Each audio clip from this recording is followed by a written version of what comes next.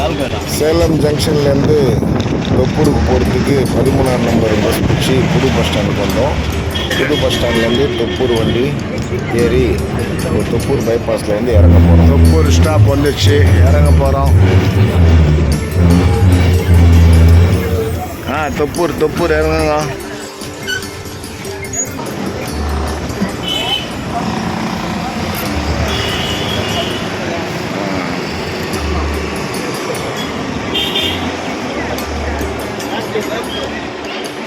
தொப்பூர் பைபாஸில் வந்து இறங்கிட்டோம். இப்போ இந்த பைபாஸ் ரோடு கிராஸ் பண்ணி அந்த பக்கம் போனால் தொப்பூர் தர்காவுக்கு போகிறதுக்கு ஆட்டோ இருக்கும். ஆட்டோ இல்லைனாலும் ஒரு 10 நிமிஷத்தில் எல்லோரும் சேர்ந்து நடந்து போயிடலாம்.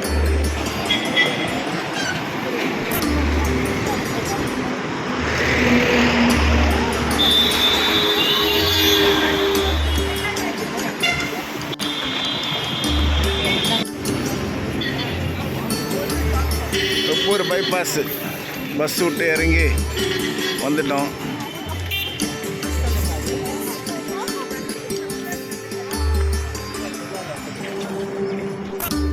தொப்பூர் பைபாஸ் இறங்கி எல்லாம் வந்து ஆட்டோ பிடிக்கிறாங்க, ஷேர் ஆட்டோ.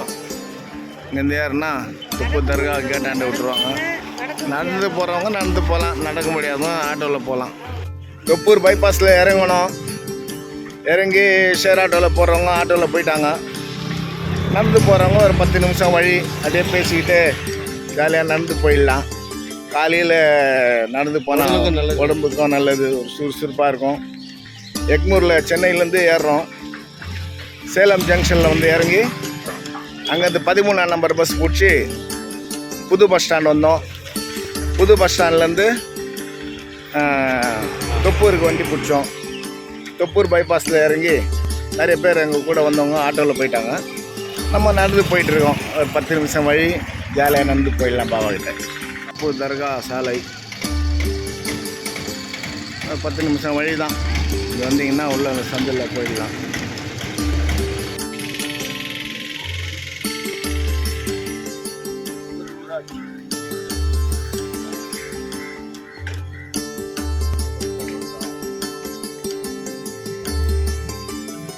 சும்மா பேச்சு வாக்கில் நடந்து போயிட்டுருக்குறோம். ஒரு 5 நிமிஷம் வழி தர்கா போய் சேர்ந்துருவோம். எல்லா ஊர்லேருந்தும் தொப்பூர் பாபா கிட்ட வருவாங்க. இன்றைக்கி நாங்கள் வியாழக்கிழமை போயிட்டுருக்குறோம். வியாழக்கிழமையில் ரொம்ப விசேஷமாக இருக்கும், நிறைய கூட்டம் வரும். 4 மணிக்கு பந்தி போது அன்னதானம் நடக்கும். சாப்பிட்டுட்டு 6 மணிக்கு 6:30 மணிக்கு எல்லோரும் வெளியே வந்துடுவாங்க. அவங்கவுங்க ஊருக்கு கிளம்பிடுவாங்க. நைட்டில் வந்து தர்காவில் யாருமே தங்க மாட்டோம், யாரும் தங்க விடுறதில்ல.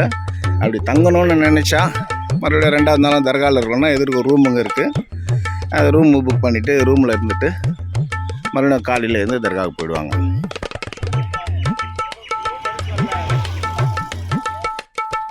நம்மளை மாதிரி தர்காவுக்கு வர்றவங்கள நம்பி இவங்கெல்லாம் உக்காந்துருக்குறாங்க. வந்தீங்கன்னா தாராளமாக கொஞ்சம் தர்மம் செஞ்சுட்டு போங்க. வர்றவங்கள நம்பி உக்காந்துட்ருக்காங்க. ரொம்ப உடம்பு முடியாதவங்களாம் இருக்கிறாங்க.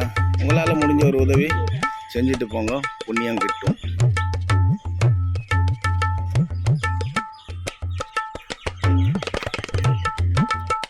தொப்பூர் தர்காவுக்கு அருகில் வந்துட்டோம். நடந்துக்கிறே வந்துட்டோம், பேசலாம்.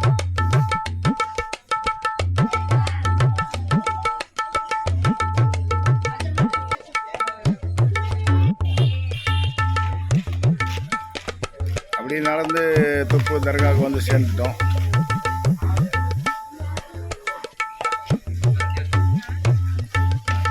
டீ கடை, டிஃபன் கடை, காலையில் வந்துட்டோம்னா இட்லி, தோசை எல்லாமே கிடைக்கும். அப்படி வரலாம்.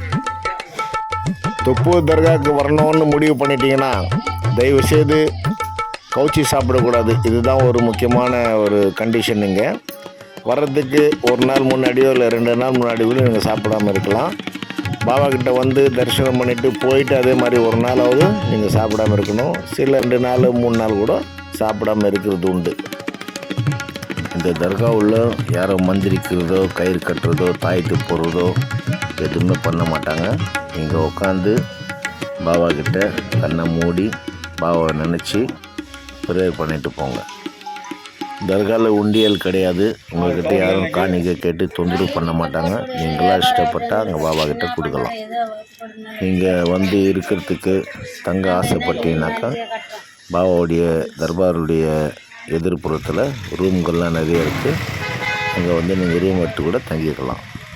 காலையில் தர்காவுக்கு வந்தீங்கன்னா சாயந்தரம் 6 மணி 7 மணிக்கு கிளம்பிடணும். எல்லாருக்கும் அதே இது தான். தர்கா வந்து 7 மணி 8 மணிக்கு சாத்திடுவாங்க. உள்ள தயவு செய்து யாருமே தங்க முடியாது. இங்கே வந்தீங்கன்னா இந்த பை வந்து கண்டிப்பாக வாங்கிட்டு போங்க. உங்களெல்லாம் நம்பி தான் இவங்கெல்லாம் இங்கே பாபாவுடைய தர்பார் வாசப்படியில் நின்று வியாபாரம் பண்ணுறாங்க. ஒடிச்சக்கல்ல நாட்டு சக்கரை ஊதுவத்தி விற்பாங்க. நிறைய பேர் இருப்பாங்க. உங்களுக்கு மனசு பிடிச்சவங்ககிட்ட வாங்கிட்டு போங்க. எல்லோரும் ஒரே மாதிரி ஐட்டம் தான் வச்சுருப்பாங்க. இதான் நம்ம வர்ற பக்தர்களை நம்பி தான் இவங்களும் ஒரு பொழைப்பு நடத்திட்டு இருக்காங்க. அதே மாதிரி எலுமிச்சம்பழம், இந்த காணிக்கை பொருள், அவங்க வேண்டிக்கின்னு தொட்டில் கட்டுறது, வீடு எல்லாமே இங்கே வந்து வாங்கிடுங்க. அங்கேருந்து வரும்போது கொண்டு வராதிங்க. நம்மளை மாதிரி வரவங்களை நம்பி தான் இவங்கெல்லாம் வந்து கடை போட்டிருக்காங்க. இங்கே வந்து வாங்கினீங்கன்னா எல்லாருக்கும் ஒரு நன்மையாக இருக்கும். உங்களால் 4 பேருக்கு ஒரு பொழைப்பு கிடைக்கும். பாபாவை நம்பி உக்காந்துருக்காங்க. இங்கே ஊதுவத்தி சென்ட்டு எல்லா ஐட்டமும் இங்கே கிடைக்குது. இங்கே வந்து வாங்கிக்கோங்க. ஒரு வாட்டர் பாட்டில், ஒரு எலுமிச்சம்பழம் உள்ளே எடுத்துகிட்டு போங்க. எல்லோரும் வச்சுருப்பாங்க. அந்த இடத்துல நீங்களும் வச்சு போகக்குள்ளே எடுத்துகிட்டு போயிட்டு வீட்டில் இருக்கிற எல்லோரும் சாப்பிட்டு பாபாக்கிட்ட வேண்டிக்கோங்க.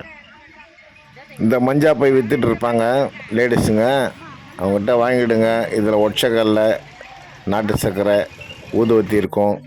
இதை கொண்டு போய் தர்காவில் ஒரு பெரிய கூடை வச்சுருப்பாங்க. அந்த கூடைக்குள்ளே போட்டுட வேண்டியது தான் உங்களுடைய வேலை. அது மொத்தமாக ஒன்றா சேர்த்து சாயந்தரம் ஃபாத்தியா ஓதி பிரசாதம் கொடுப்பாங்க. வந்தீங்கன்னா இந்த பை கண்டிப்பாக வாங்கிட்டு போங்க. வெளியிலேருந்து எதுவுமே எடுத்துகிட்டு வராதிங்க. காரில் வந்தீங்கன்னா கார் நிப்பாட்டுறதுக்கு தர்கா வளாகத்தில் கார் பார்க்கிங்கெல்லாம் இருக்குது. குளிக்க டாய்லெட்டு இதெல்லாமே வசதியாக இருக்குது. எல்லா ஊர் ரிஜிஸ்ட்ரேஷன் வண்டியும் இங்கே பார்க்கலாம். எல்லா ஊர்லேருந்தும் ஜனம் வருவாங்க பாபாக்கிட்ட. பாபாவை தரிசனம் பண்ணுறதுக்கு பிரசாதம் வாங்கிறதுக்கு லைனில் உட்கார வைப்பாங்க. கண்டிஷனான லைனு. அப்படி இப்படி நகரக்கூடாது, எழுந்து நிற்கக்கூடாது. உங்களுக்கு பிடிக்கலைன்னா நீங்கள் எழுந்து வெளியே வந்துடலாம். குறைஞ்சது 2 மணி நேரம் நீங்கள் காத்திருந்து பிரசாதம் வாங்க வேண்டிய சூழ்நிலை இருக்கும். இதுக்கெல்லாம் அனுசரித்து இருக்கிறவங்க உள்ளே இருக்கலாம். அப்படி இல்லைன்னா நீங்கள் உட்காந்து நல்லா வேண்டிக்கிட்டு வெளியே வந்துடலாம். லைனில் கண்டிஷனாக உட்கார வைப்பாங்க. ரொம்ப கண்டிஷனான தர்கா. இந்த தர்கா மாதிரி நீங்கள் எங்கேயுமே பார்க்க முடியாது. அவ்வளோ ஒரு சைலண்ட்டாக அமைதியாக இருக்கும். உங்களுக்கு இருக்க நேரம் இல்லைன்னா நீங்கள் உட்காந்து வேண்டிக்கிட்டு வெளியே வந்துடலாம். இந்த தர்காவில் உண்டியல் கிடையாது. கயிறு கட்ட மாட்டாங்க, மந்திரிக்க மாட்டாங்க, தாயத்து கட்ட மாட்டாங்க. நீங்களாக வந்து உட்காந்து மரத்தடியில் எல்லோரும் உட்காந்துருப்பாங்க. உட்காந்து உங்களுடைய பிரச்சனைகள் என்னவோ அது நியாயமான பிரச்சனைகளை பாபா கிட்ட கண்ணு மூடி தியானம் பண்ணிவிட்டு சொல்லிட்டு போங்க. இன்ஷா அல்லாஹ் நிறைவேற்றி வைப்பார் அல்லாஹ்வுடைய நற்கிருபையால். காலையில் 11 மணிக்கு பாபாவுடைய சமாதி பார்க்க அனுமதிப்பாங்க. உள்ளே இருக்கலாம், பிரார்த்தனை பண்ணிக்கலாம். அதுக்கப்புறம் 6 மணிக்கு எல்லோரும் கண்டிஷனாக வெளியே வந்துடணும். நைட்டு தயவுசெய்து யாருமே உள்ளே தங்க முடியாது. ரொம்ப உடம்புக்கு முடியாதவங்க, நடக்க முடியாதவங்கள தயவுசெய்து அழைச்சிட்டு வராதிங்க. அவங்க சார்பாக நீங்கள் வந்து வேண்டிக்கிட்டு போங்க. பாபா நடத்தி வைப்பார். அவங்கள எடுத்துன்னு வந்து லைனில் உட்கார வச்சு கஷ்டப்படுத்தாதீங்க. எழுந்து நிற்கவும் விட மாட்டாங்க. அங்கே ரொம்ப கண்டிஷனாக இருக்கும். இதுக்கெல்லாம் அனுசரித்து வர்றவங்க தயவுசெய்து வந்து பாபாவை தரிசிட்டு போங்க.